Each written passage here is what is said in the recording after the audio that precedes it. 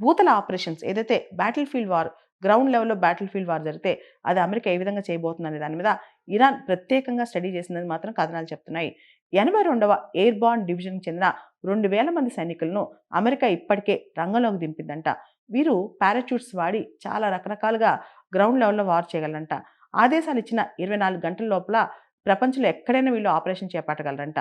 అలాంటి ట్రైన్ చేసిన దళాలు వచ్చాయంట.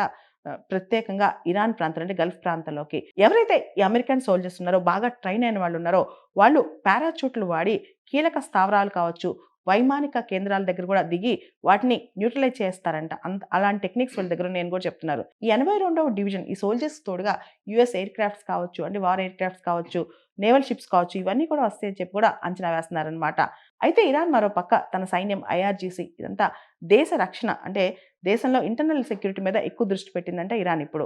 అమెరికా పదార్థ దళాలు, అమెరికా సోల్జర్స్ కీలకంగా భావిస్తున్న కర్గ్ ఐలాండ్స్ ఏదైతే చాలా కీలకం ఇరాన్‌కి కర్గ్ ఐలాండ్ ఉందో దాన్ని కాపాడుకోవడానికి కూడా ఇరాన్ ఇప్పుడు ట్రై చేస్తుందంట.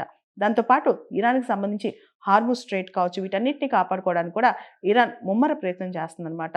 వీటన్నిటితో పాటు ఇరాన్ న్యూక్లియర్ పవర్ స్టేషన్స్‌ని కూడా కాపాడుకోవడానికి ముమ్మర ప్రయత్నం చేస్తుందంట.